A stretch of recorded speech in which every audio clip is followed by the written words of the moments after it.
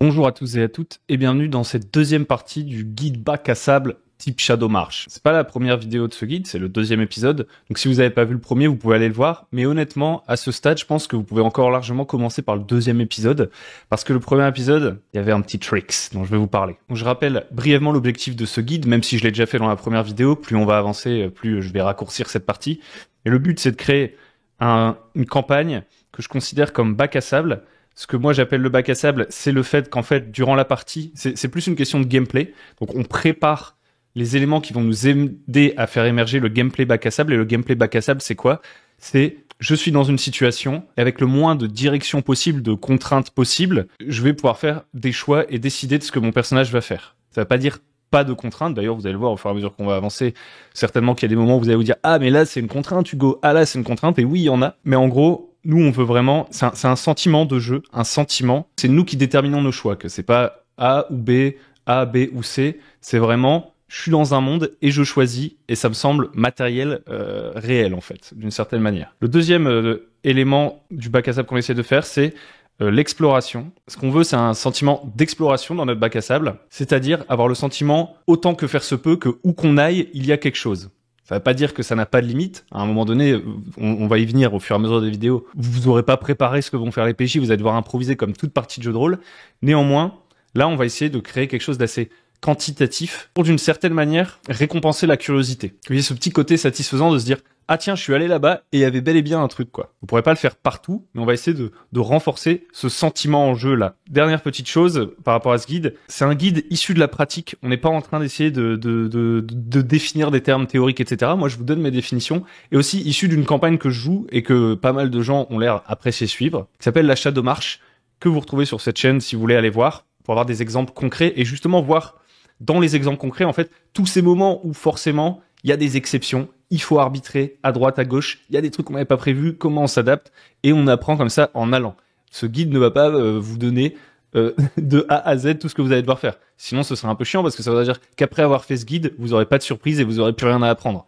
Et je vous prie de croire que ça ne sera jamais le cas. Donc on est parti pour cette deuxième partie, justement, dans laquelle je vous parlais du petit bac à sable, ou le petit bac pour aller plus vite, et c'est pas le jeu de société. J'adore faire ces jeux de mots pourris. Et du sandstorm, la tempête de sable. La dernière fois, en fait, ce qu'on avait fait, et c'était un peu un moyen de mettre le pied dans la porte, de vous faire un petit tricks, vous voyez. L'étape de la dernière fois, qui consistait à définir une méga grande zone, le grand bac à sable, à le découper, à y venir y poser des thèmes partout, etc.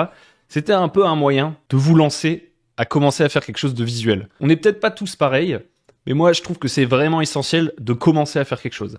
Et je trouve que un des trucs qu'on a le tendance le plus souvent à faire, justement, lorsqu'on fait du world building, lorsqu'on prépare des trucs, c'est à voir trop grand. Et en fait, moi, je suis obligé de repasser à cette étape-là. À chaque fois qu'on me dit, oui, commence petit, etc., moi, j'en suis incapable. Donc c'est de 1, c'est une des raisons pour lesquelles je vous ai proposé de commencer par voir super grand, parce qu'en fait, c'est ce que je ferais. Donc moi, si je veux vous proposer de créer une campagne un peu comme la Shadow March, il faut bien que je vous dise ce que moi je ferais. Mais la deuxième chose, c'est juste que je trouve ça relativement efficace. Si vous avez cette tendance à voir trop grand, commencez par voir trop grand, parce qu'au moins, vous allez commencer par ce qui est le plus naturel pour vous. Peut-être que cette étape-là, vous pourrez la sauter si vous êtes quelqu'un qui ne pense pas comme moi, qui ne réfléchit pas comme moi. Et il y aura pas de mal, parce qu'à la fin, ce sera pas c'est vraiment un des trucs les moins nécessaires d'avoir cette méga big picture. Donc maintenant, la nouvelle étape, ça va être de choisir un petit bac à sable, dans notre grand bac à sable. Moi, une fois que j'ai une grande idée de plein de thèmes, de monde, de civilisation, de trucs, que j'ai pris des notes d'un côté, qu'à côté, je me suis fait un petit visuel et tout, il faut que je me dise où est-ce que j'ai envie de jouer là-dedans. Donc, vous choisissez un endroit où va commencer votre campagne bac à sable. C'est pas plus compliqué que ça. Il y a plusieurs manières de faire. Je vous dirais, je regarde mes notes. Oui, c'est ça. Je vous dirais de choisir, pour que ce soit simple, soit le truc qui vous excite le plus, entre guillemets. Par exemple, il y a un endroit quand même où vous avez eu plus d'idées. Genre, la dernière fois, on avait parlé de jungle, de royaume et tout. Bon, vous vous dites, la jungle, vraiment, ça peut être très stylé. J'ai bien envie de décrire des civilisations, des petits clans, des petites cultures éparses, plus une grande civilisation peut-être qui essaye de commencer à hégémoniser le reste de ces civilisations. J'ai aussi envie qu'il y ait des temples perdus. J'adore l'univers des hommes lézards, des dinosaures. Bon là je dis vraiment des tropes classiques qu'on met dans la jungle, mais les tropes classiques fonctionnent généralement. Moi je fais quasiment que ça. Vous commencez voilà à vous dire ça, c'est vraiment l'idée qui m'intéresse le plus. Donc ça peut être l'excitation qui vous fait choisir le petit bac à sable dans le grand, ou alors ça peut être la facilité. Tout simplement, si vous passez par exemple de campagnes du commerce, vous savez, qui sont présentées par chapitre plutôt que par zone ou par schéma de relations entre personnages, etc., que vous passez de campagnes qui sont moins bac à sable en fait à des campagnes plus bac à sable, peut-être que le plus simple, c'est encore de choisir un truc que vous avez déjà essayé, je sais pas, et juste d'en changer la forme. Ça peut être une solution. Globalement, que ce soit la facilité, l'excitation, peu importe les raisons qui vous motivent, franchement, allez à l'évidence. Moi, je pense que le truc qui vous semble le plus évident, vous pouvez un peu laisser le temps de la réflexion, mais allez vers le truc où vous dites, bon, allez, ça, franchement, c'est parti. Si tout de suite, vous commencez un peu à sécher et tout sur vos idées et tout, vous pouvez commencer à aller vous renseigner, à aller regarder, je sais pas. Par exemple, vous vous dites, ah, j'aimerais trop faire une campagne dans l'univers un peu hindou, etc., avec cette mythologie-là. Moi, par exemple, je la connais pas très bien. Ça veut pas dire que je trouve pas ça excitant, mais pour me lancer là-dedans, très certainement qu'il faudrait que je retourne lire des trucs, etc., ce qui me casserait, en fait, dans ma création. Donc, on sort complètement de la démarche d'essayer de créer le bac à sable, on retourne à un truc de, je suis plutôt dans l'extraversion, je vais chercher des nouvelles choses, j'ai envie de découvrir des trucs sur cette mythologie, etc., et tout ça, ça va nous retarder dans la création de notre bac à sable. Nous, là, on est déjà dans la démarche qu'on veut jouer quand même derrière. Donc, il faut aller au truc qui vous semble le plus évident. Et ensuite, vous allez refaire un petit cadre. Donc, si par exemple, j'avais eu mon grand monde de la dernière fois que j'avais découpé en grands morceaux, eh ben, je vais prendre par exemple un de ces grands morceaux, genre lui, voilà. Ici, j'avais décidé que ce serait un grand désert, un petit peu où on pourrait jouer des trucs à la Dune, à la Conan, etc. Dans cette région-là, c'est un peu ce délire-là, les sables qui cachent des secrets, les civilisations nomades, des oasis luxuriantes, des grandes cités pleines de richesses. Ou peut-être qu'encore, je m'imaginais déjà des civilisations souterraines parce qu'il fait trop chaud en surface, tout un monde souterrain. Ou peut-être encore que je m'imaginais en fait un terrain désertique immense, mais qui en fait est composé de nanites qui se terraforment. Et par un moment, il y a des villes qui émergent. On sait pas trop pourquoi. Il y a peut-être une intelligence artificielle qui contrôle tout le sable du désert et qui construit des trucs. On sait pas. On est inspiré par cet endroit. Hop, je le prends. Bon, peut-être qu'il est encore trop vaste, je sais pas. Ça va dépendre aussi un peu de... C'est encore une fois la question de l'échelle. Est-ce que vous avez vraiment envie de parcourir plein d'endroits? Est-ce que vous imaginez un truc un petit peu plus resserré sur une ville? Je sais pas. Mais vous pouvez encore le découper, quoi. Si par exemple, vous avez décidé qu'ici, c'était une zone du désert vraiment dangereuse où personne ne se rend, ici c'est une zone plus habitée, vous refaites de la découpe encore, jusqu'à avoir le petit bac dans lequel vous voulez commencer. À un moment donné, vous avez votre petit bac. Celui-là où vraiment vous allez commencer à créer des choses. Toutes les idées d'avant, vous les gardez de côté parce que en général, une idée en entraîne une autre. Il y a souvent une forme d'arborescence. Bien sûr, des branches peuvent se casser, c'est-à-dire qu'au moment où vous avez pensé votre monde très très grand, vous avez peut-être pensé à ce qu'il y avait à côté de ce désert. Maintenant, vous allez vous concentrer plutôt que sur le désert pour essayer de commencer à créer l'endroit jouable. Néanmoins, vous allez peut-être aller rechercher les idées des zones d'à côté, vous dire ah il peut y avoir un étranger d'un pays lointain, etc. Bah lui ça pourrait être l'idée que j'avais eue, que j'ai un peu laissé de côté pour le moment, mais je vais pouvoir parsemer par endroits de gens qui viennent de cet autre pays auquel j'ai pas vraiment pensé. Après vous pouvez carrément couper des branches, hein. À un moment donné, tant que c'est pas devenu canon dans l'histoire, on y reviendra après, il y a des choses que vous pouvez reconfigurer parce qu'elles ne viendraient pas nécessairement perturber la cohérence de ce qui a déjà été raconté dans l'histoire. Donc vous pouvez garder vos notes, etc., vos trucs quelque part, peut-être qu'elles vous serviront jamais. Maintenant, on va vraiment essayer de se recentrer encore plus. Donc pour changer un petit peu d'exemple, on va se dire que le petit bac qu'on a choisi finalement, bah c'est une ville. C'est une ville sur la côte, comme ça, là il y a une côte. Et on va se dire qu'on fait un bac à sable de super-héros. Honnêtement, moi, je joue jamais des trucs de super-héros. Donc on y va. Là, ce serait la mer. Voilà, ça c'est la ville. Et ça va être à peu près mon bac à sable. Et c'est là-dedans que je me dis qu'on va jouer, en tout cas au début. Peut-être que mes joueurs vont vouloir en sortir. Mais au départ, on s'est accordé plus ou moins sur cet endroit-là. On verra où ça nous mène. Ce qui compte, c'est d'avoir un point de départ. C'est ce petit bac. Donc là, voilà, j'ai ma ville. Et en fait, bah, finalement, je vais revenir la couper, encore une fois. Exactement comme avant. On fait que découper. On commence de l'infiniment grand en allant vers l'infiniment petit, sans détailler l'infiniment grand. Hein. Ça, c'est important. Si à chaque étape, vous vous sentez obligé de tout détailler, vous n'allez pas avancer. Je peux vous le dire. Il vaut mieux placer les grands thèmes, comme on l'a dit la dernière fois, et aller de plus en plus petit. Et c'est quand on va vraiment commencer à entrer dans le petit, là, qu'on va commencer à créer les grains de sable, les points d'intérêt, que là, vraiment, on va s'intéresser à tous les petits détails. Vous voyez. Pour l'instant, plus on est dans le grand, plus c'est vague, en général. Plus on est dans le petit, plus c'est précis, détaillé. Et donc, jouable, en tout cas, pour le type de campagne qu'on essaie de faire. Donc là, on arrive dans la ville, et ben on peut se dire, voilà, je redécoupe, comme la dernière fois, et ici, ça va être les quais. Ici, hop, ça va être une zone industrielle, ou zone touristique. on va dire. Par exemple, là, on essaie de replacer des grandes zones. Ça veut pas dire qu'il y aura zéro tourisme dans les quais et qu'il y aura qu'il y aura pas des petits canaux, vous voyez, comme à Venise, qui vont aller jusque dans la zone touristique. Mais on essaie de découper, encore une fois, en zones de plus en plus visualisées. Par exemple, on pourrait dire qu'ici, il y a toute une partie banlieue, genre où il y a, c'est vraiment de l'habitation, quoi. Ici, on va peut-être se mettre, je sais pas, une grande zone culturelle, le centre-ville, mais plutôt le truc, genre il y a les musées, les cinémas, les machins et tout, et tout autour et un petit peu dedans aussi, hein. On va avoir, je sais pas moi, une zone commerciale à l'intérieur de la ville, on va peut-être avoir une autre zone commerciale à l'extérieur de la ville, peut-être que ici on va avoir les quartiers un peu plus chers pour vivre directement dans le centre-ville. Peut-être que ici on va avoir, hop là, on commence à être dans vraiment des beaucoup plus petites zones. Tout ce qui va être l'administratif, genre la mairie, enfin des bâtiments comme ça importants, des institutions. Peut-être que entre la zone commerciale et culturelle, eh ben on va avoir une zone vraiment business, genre on va dire business international, grosses boîtes, les corpos, etc. Peut-être qu'à côté de la grosse zone commerciale, ici on va avoir une grosse zone industrielle, Indus, avec là un port industriel qui vient s'accoler, et on commence à construire notre ville comme ça.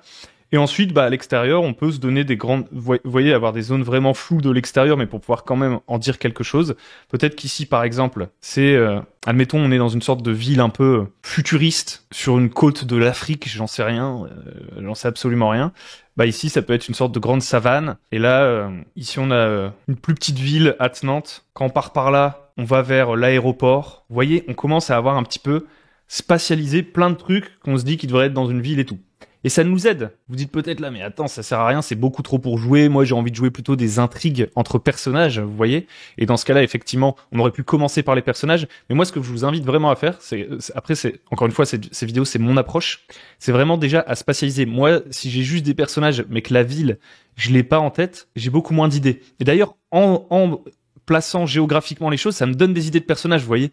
S'il y a une banlieue, il va y avoir des personnages qui vont venir de cette banlieue. S'il y a une savane à côté, il y aura peut-être du tourisme dans la savane à côté. S'il y a une grande zone commerciale, il va peut-être y avoir des gens qui vont de la banlieue à la zone commerciale. Cette zone commerciale, elle va peut-être être reliée à ma zone business, et il y a des PNJ qui vont pouvoir se connaître de l'un à l'autre. Enfin, vous voyez, en fait, le fait d'avoir un environnement, je trouve que ça dit quelque chose sur le monde et sur les gens qui l'habitent. C'est un peu comme en architecture, quand vous vous opposez, je sais pas, le classicisme au brutalisme.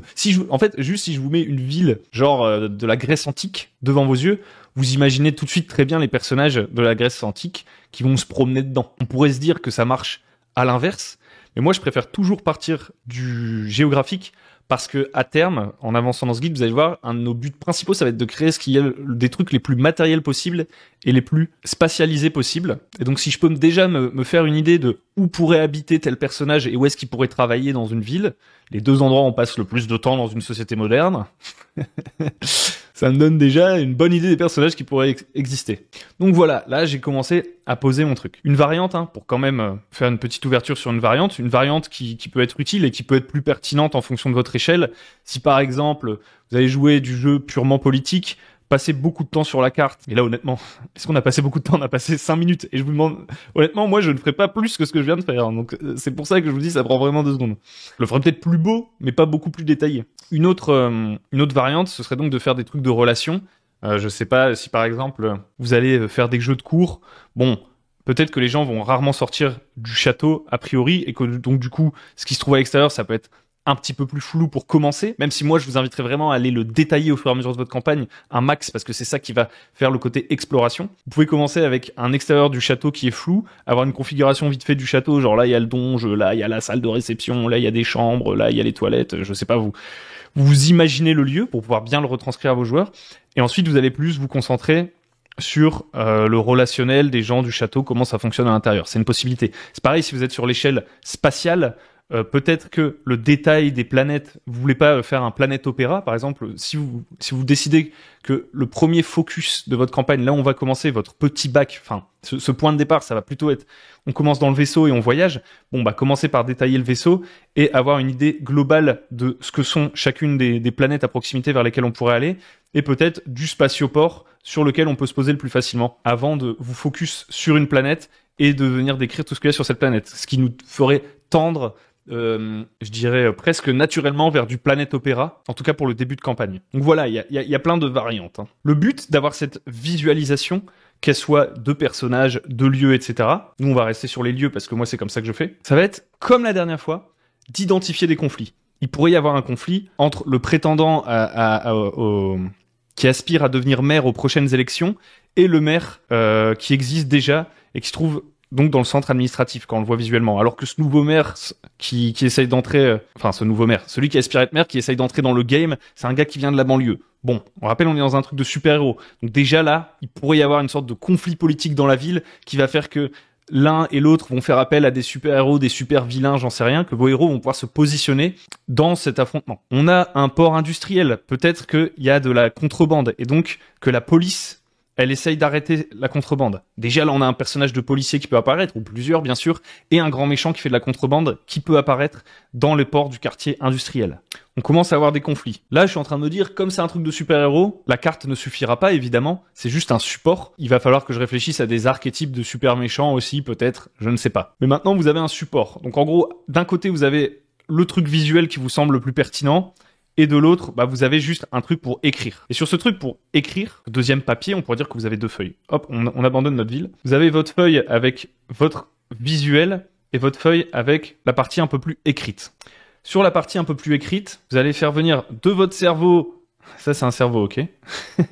Vous allez venir écrire les trucs qui viennent de votre cerveau, venir les trucs qui viennent de votre visuel, venir écrire les trucs qui viennent de votre brouillon de l'étape précédente. Donc, ce que vous allez essayer de déduire tout ça, c'est une certaine forme d'abstraction. Là, on va utiliser du vocabulaire assez abstrait, vous allez voir. Et c'est toutes ces abstractions qu'on va essayer de venir matérialiser à terme par des points d'intérêt dans le jeu. Alors, ok, vous dites peut-être, ouais, c'est quoi ce charabia? Vous allez voir, c'est très simple. Ce que vous allez essayer de faire émerger de tout ça, ce sont des thèmes, des factions, des conflits. C'est des concepts. Le thème, on va mettre T. La faction, on va mettre FA. Le front, on va mettre F. R, et le conflit, on va mettre C. C'est pour ensuite pas avoir à réécrire les mots. Hein. Tout ça, vous êtes pas obligé de vous en souvenir de tout ça. D'ailleurs, globalement, toutes ces abstractions-là, c'est pas ça qui va nous servir à jouer. On est encore assez tôt dans la préparation.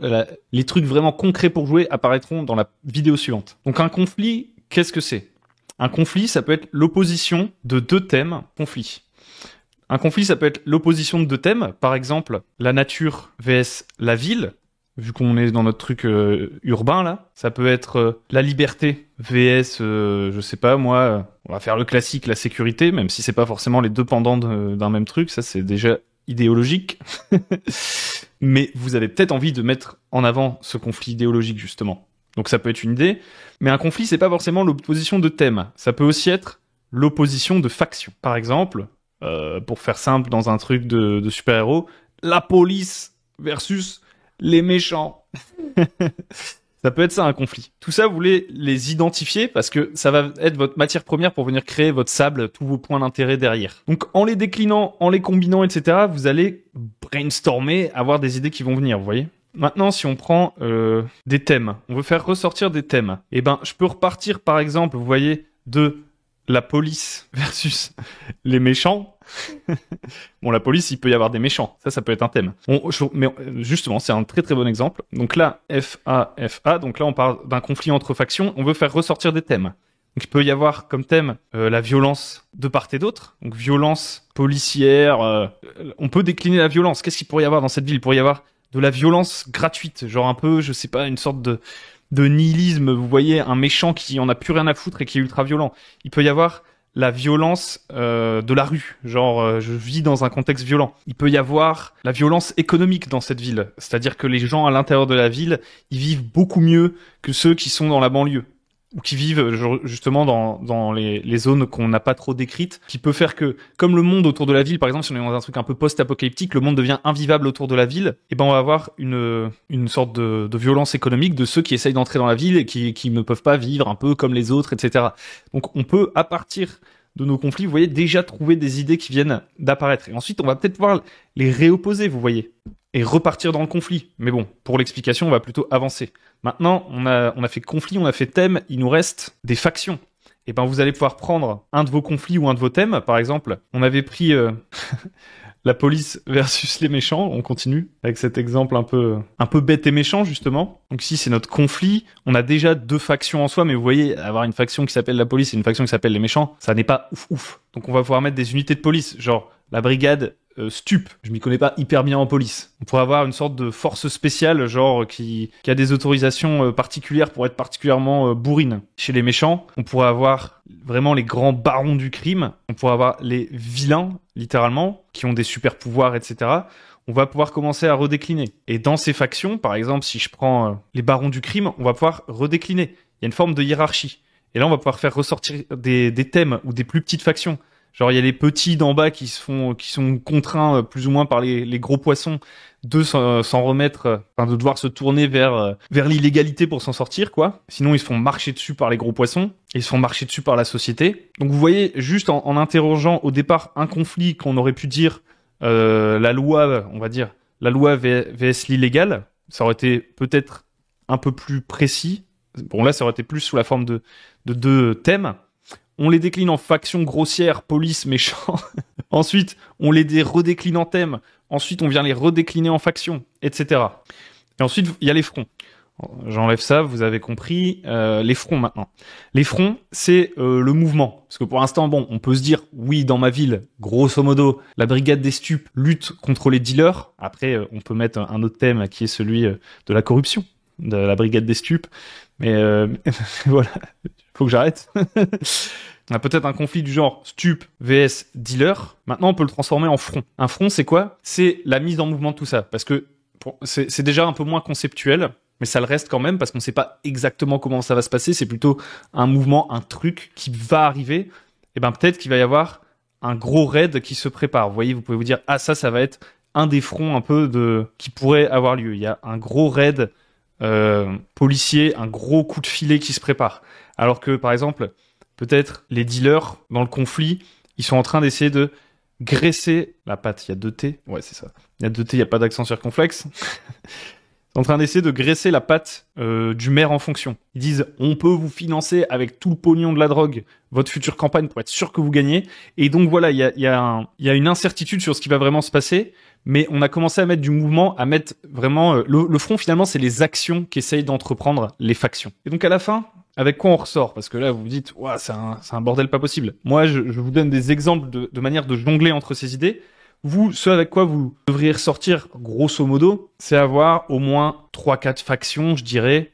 Vraiment, c'est pour vous mettre un petit plancher, mais ça n'a aucune valeur. Vous pouvez commencer avec 2 factions. Vous pouvez une faction, ça va commencer à devenir un peu plus complexe. Avoir 3-4 factions, avoir une idée des fronts de chacune de ces factions, leurs actions en cours, entre guillemets. Avoir matérialisé des zones qui vont être entre guillemets, les champs de bataille de ces factions, même si on n'est pas forcément sur du conflit armé, etc., mais qui vont être le théâtre de tout ça, avoir une idée des zones, de comment ça se spatialise, et avoir plus globalement des thèmes en tête. Les thèmes, honnêtement, vous pouvez les avoir en illimité parce que vous allez pouvoir les supprimer, les remettre au fil de votre campagne, avec les mois qui s'écoulent. Une partie de jeu de rôle, en général, au mieux, c'est une fois toutes les semaines, souvent une campagne. Et encore, ça, c'est vraiment... c'est vraiment confortable de jouer toutes les semaines. Au fil de ce temps-là, je peux vous dire que vous allez cogiter, que vos joueurs vont faire tellement de trucs que tout ce qu'on est en train de préparer là, vous allez le reconsidérer. Et concrètement, les thèmes, c'est vraiment le truc le plus flou de ce qu'on essaye de préparer là. Ils vont aller venir, ils peuvent s'incarner de tellement de manières différentes, les thèmes, que finalement, on peut être dans le flou. Les factions, c'est pareil. On peut rester globalement dans le flou. On n'est pas obligé de connaître toutes les composantes d'une faction. Ce qu'on veut savoir, c'est ce qu'elle représente dans notre univers. Et son intention. Et donc, le front. Le front, c'est le plan actuel de la faction. Donc, on a déjà une idée de qu'est-ce qu'ils sont en train de faire et dans quel contexte on va pouvoir rencontrer les membres de cette faction. Si on prépare un gros coup de filet, très certainement qu'il y a plein d'informateurs qui sont en train de préparer le coup. Si de l'autre côté, on essaie de graisser la pâte au maire, on peut déjà imaginer des rendez-vous secrets, des trucs comme ça. Tout ça, c'est des trucs conceptuels. Et tout ça, ce que ça va former, c'est le début de votre Sandstorm. Donc ouais, j'ai rebrandé un petit peu le Brainstorm. Parce qu'en fait, une tempête de sable, ça représente très bien ce dont on a besoin. Le Sandstorm, il regroupe vos zones, vos factions, vos thèmes, vos fronts. Ce que le Sandstorm ne contient pas, c'est une histoire. C'est un peu ça le parti pris du bac à sable. C'est-à-dire que là, ce qu'on a essayé de faire, ça, depuis le début qu'on a commencé, ça n'est pas de prévoir une séquence d'événements. Vous voyez, ça, c'est vraiment une visualisation complètement différente. C'est pas ça que vous essayez de faire, je pense, dans le Sandstorm. Le Sandstorm, c'est vraiment votre réserve de matières premières. Ce n'est pas organisé toutes ces choses entre elles et commencer à décider de ce qui va se passer. C'est plutôt essayer de comprendre ce qu'il y a. Les factions sont là, c'est le présent. Les thèmes vont se traduire dans le présent. Les fronts, c'est les actions en cours. C'est ce que les choses qui sont présentes comptent faire. Ce qu'elles vont essayer de me faire. Les zones, c'est des zones géographiques qui sont là. L'histoire, ce serait déjà commencer à essayer d'aller en avant. Néanmoins, vous pouvez ajouter à ça, pour vous donner un petit peu de support, une forme de chronologie. Si vous avez besoin vraiment de justification, et moi j'en ai besoin, mais je pense pas que ce soit essentiel, honnêtement, de tout justifier. Si vous avez besoin d'une petite chronologie, etc., de vous raconter à vous une histoire du passé avant la campagne, vous pouvez le faire et ça peut devenir un des éléments de votre Sandstorm. C'est-à-dire, il peut y avoir, vous pouvez vous dire, la ville, si le maire qui est en place actuellement, il est là, c'est parce qu'il y a bien longtemps, il y a un super-héros qui est mort et qui s'est battu pour libérer la ville et qui a permis de faire en sorte que le maire soit là. Vous voyez, là, on est vraiment dans le truc américain. Et il y a une statue de ce héros quelque part dans la ville, etc. Donc ça, c'est de l'histoire, vous voyez, c'est du passé qui va pouvoir nourrir votre sandbox. Donc, pour vraiment bien le distinguer du séquençage de l'histoire à venir, moi, j'appelle ça la chronologie. Parce que la chronologie, ça me fait penser, ça m'évoque plus les événements passés, vous voyez. Vous pouvez ajouter ça, mais honnêtement, ça va juste complexifier le schmilblick. Et je pense qu'en fait, vous allez le faire assez naturellement, ça. Commencer à réfléchir au pourquoi du comment, c'est un peu humain d'essayer de tout justifier. Mais voilà, ce que vous voulez, en fait, dans votre Sandstorm, vous n'êtes pas en train de prévoir les événements. Votre Sandstorm, c'est votre support qui va vous servir à créer du jouable. Le jouable, c'est le sable, c'est les points d'intérêt. On verra un peu plus en détail les points d'intérêt la fois suivante. Et les points d'intérêt, donc le Sandstorm, c'est flou, c'est votre atelier. C'est votre atelier à vous, c'est là où vous êtes en train. C'est vraiment le temps de la préparation, on va dire. C'est cette réserve imaginaire que vous créez de thèmes, de factions, etc. Les points d'intérêt, c'est le jouable. C'est une fois qu'on a réussi à transformer une partie de notre réserve en quelque chose d'interactif. Et à la fin, ça va donner l'histoire. L'histoire, elle n'était pas à l'étape 1, elle n'était pas à l'étape 2.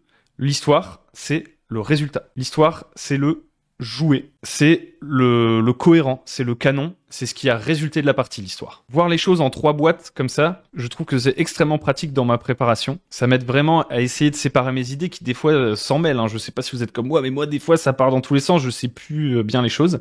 Bien séparer le jouable du jouet, du sandstorm, brainstorm, brouillon, réserve d'idées, ce que vous voulez, c'est vraiment utile. Le jouet, vous pouvez pas le préparer, hein, puisque c'est ce qui va se passer pendant la partie.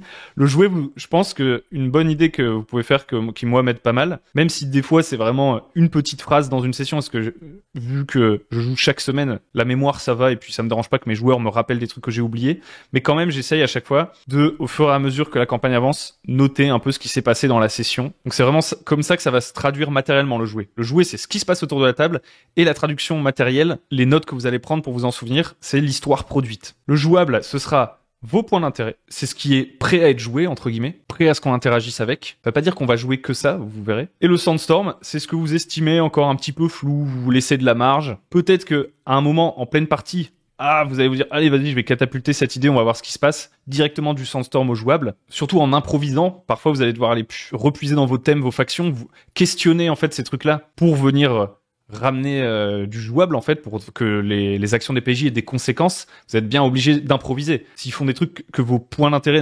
auxquels vous n'avez pas du tout pensé, il va falloir repartir de quelque chose, de cette matière première pour improviser sur le moment. Et votre jouable, ce qu'il faut bien comprendre, c'est qu'il y a une partie du jouable qui va partir dans le jouet, mais il y a une partie avec laquelle les joueurs ne vont pas avoir interagi. Et ça, rien ne vous empêche de le renvoyer dans le sandstorm. Ce qu'il faut éviter, c'est de renvoyer pour garder la cohérence, c'est de renvoyer du jouet dans le sandstorm. Une fois qu'il y a un truc qui a été joué, qui a été vécu, qui est en place, il faut éviter de le renvoyer dans le sandstorm. Si vous le faites trop souvent, ça va avoir un aspect moins bac à sable et on va avoir l'impression de moins bien. Les joueurs vont avoir l'impression en fait que dès qu'ils découvrent une info, vous voyez par exemple, ils découvrent un secret pendant la partie que vous aviez prévue, c'était un de vos points d'intérêt, ils sont arrivés à un endroit, ils ont découvert un truc, et a posteriori, quelques sessions après, vous faites « Ah, en fait, il va y avoir un retournement de situation à ce niveau-là et tout ».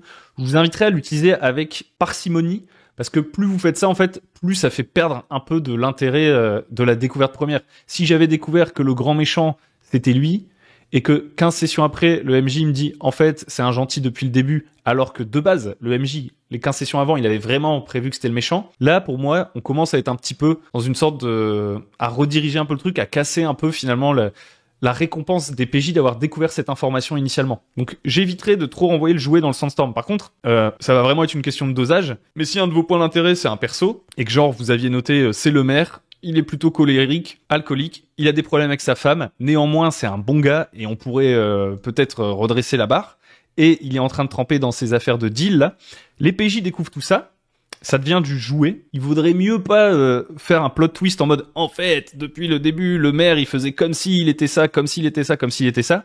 Parce que, pourquoi ça pose problème? Je me permets cette petite parenthèse. Pourquoi ça pose problème? Parce que ça veut dire que si, en gros, au moment où les PJ étaient en train de creuser chez le maire, qu'ils avaient fait toutes leurs fouilles, etc., qu'ils ont découvert toutes ces histoires, tous ces vices, etc., ça veut dire qu'à ce moment-là, ils avaient aucune chance, comme de par hasard, de savoir qu'en fait, le maire, il fait semblant d'être alcoolique, etc. Vous voyez, c'est-à-dire que toute l'enquête d'avant, en fait, il y avait une sorte de barrière invisible. C'était pas, il y avait rien de créé, et ils pouvaient pas s'en rendre compte. C'est un peu dommage, si vous voulez mon avis. Parce que, a posteriori, ils vont se dire, bah attends, on avait fouillé de fond en comble sa maison, et comme par hasard, il y avait aucun indice de ça. C'est dommage. Il vaut mieux rajouter des nouveaux éléments, les plus crédibles possibles et les plus cohérents possibles, que de transformer a posteriori du jouet. Des choses qui ont été découvertes et sur lesquelles les PJ commencent à compter. S'il y a un secret, en général, le secret, il vaut mieux qu'il soit pensé avant la partie. Tous les détails ne sont pas obligés d'être pensés avant la partie, mais tout ce qui est secret et tout, idéalement, plus tôt on peut commencer à en avoir des prémices, ça veut pas dire que tout doit être accessible, plus tôt ça va être efficace, ça va récompenser justement notre gameplay d'exploration dont on parlait. Vous voyez par exemple, je vais prendre un exemple extrêmement concret, encore une fois, la vidéo va s'allonger un petit peu parce que ça me fait penser à plein de choses, tout ça. Un exemple extrêmement concret, c'est dans la Shadow March, spoiler de Shadow March. Spoiler de Shadow March, les joueurs, si vous ne voulez pas savoir, faites demi-tour. À partir de maintenant, il n'y a plus grand-chose à propos du bac à sable, etc. Si la vidéo vous intéresse, je vous alerte. Je vous alerte 3 fois. À partir de maintenant, c'est juste un petit exemple supplémentaire. Dans la Shadow March, par exemple, les joueurs pensent que B, à savoir la personne qui avait envoyé une lettre à Auguin / Nathias, vous voyez au tout début de la Shadow March, si vous avez suivi, il y a B qui envoie des lettres au Baron Véron. C'est signé B sur les lettres. Dès qu'ils ont découvert qu'il y avait un personnage qui s'appelait Lisa Baroncelli, ils se sont dit c'est elle B. Là, j'aurais pu me dire c'est du pas joué du tout, etc. Et donc, je peux venir le retransformer dans mon Sandstorm. Et ben moi, ce que j'essaye de faire, c'est le plus possible de ne pas faire ça. Ça veut pas dire que je le fais jamais. Je suis pas en train d'essayer de vous dire que c'est mal, mais je trouve que ça casse déjà ma propre satisfaction. Moi, je sais qui est B, en fait. Je sais déjà qui est B. Je pourrais me dire, ah, les joueurs, ils ont découvert je pourrais me dire, ah, les joueurs, ils ont fait cette hypothèse et rendre ça vrai parce que je trouve ça cool. Ça peut être une manière de jouer, mais je pense que ça ne servirait pas ce que j'essaye de faire, c'est-à-dire essayer de montrer un univers le plus cohérent possible, etc. Et donc, peut-être qu'ils découvriront jamais qui était B, qu'ils auront jamais le fin mot de l'histoire, qu'ils vont jamais pousser ce truc-là. Mais moi, je sais qui est B, il existe quelque part, et ils peuvent aller le chercher. Et ça n'est pas Lisa Baroncelli. Donc voilà un peu dans l'idée le truc. Moi, j'essaierai vraiment de bien préserver cette barrière-là, le jouet, et ça peut plus jongler. Parce qu'en fait, tant que c'est pas passé de ce côté-là, on peut encore faire des petites modifs à droite à gauche. Et oui, juste pour préciser, les détails, les petits détails, ça on peut en ajouter. Par exemple, le maire, j'avais dit, il est alcoolique, il est dans le truc avec les dealers et tout, là. Peut-être que nos super-héros vont s'en rendre compte. Par contre, j'avais pas forcément décidé à l'avance, vous voyez, que le maire était fan de baseball. J'avais pas forcément décidé que sa fille qu'il a en photo chez lui était issue d'un mariage précédent. Peut-être que quand on va chez le maire, on découvre pas du premier coup d'œil qu'il a déjà été marié auparavant et que sa fille n'est pas la fille de sa femme actuelle. S'il y avait juste une photo que les PJ ont découvert et qu'ils ont vu une photo de sa fille chez lui et qu'ils se mettent à enquêter, je peux très bien venir ajouter des détails pour la fois suivante en me disant ils vont pousser du côté de la fille du maire, etc. Et me dire à ce moment-là est-ce que ce serait pas intéressant qu'elle ait une histoire un peu particulière elle aussi, alors que j'y avais pas pensé avant. Je peux venir garnir des choses parce que là je ne remets pas en question ce que les PJ ont découvert, ce sur quoi ils basent tout leur raisonnement, vous voyez. Voilà, on a un peu, je pense, fait le tour, que je regarde de ce que j'avais prévu. Je pense qu'on est pas mal et je vais pouvoir aller tourner la vidéo suivante sur le sable. Merci de m'avoir écouté, j'espère que ça vous plaît toujours autant. Encore une fois, tout ça c'est des pistes. J'essaie de vous montrer comment moi je fais. J'essaye le plus possible de rendre visuel ce qui se passe dans ma tête. Je suis pas en train de vous présenter une théorie, une méthode existante, bien que forcément il y a des gens qui font comme moi quelque part, forcément il y a un mec qui a écrit qu'il fallait faire une manière de faire le bac à sable qui est semblable à la mienne, et c'est pas évident, hein, parce que dans ma tête c'est pas aussi clair que ça. Là c'est parce que je le pose, j'essaie d'analyser les réflexes que j'ai, je regarde sur des feuilles ce que j'ai fait les dernières fois, j'essaie de le formaliser un maximum. Vous faites comme vous voulez. Quoi qu'il en soit, j'espère que ça vous aura aidé, inspiré. Si vous voulez, vous pouvez liker, abonner et venir soutenir sur Tipeee si vous aimez tout ce qui se fait sur la chaîne. Et moi, je vous dis à très bientôt dans la suite de ce guide bac à sable ou dans n'importe quelle autre vidéo sur le bon MG. Ciao, bye bye.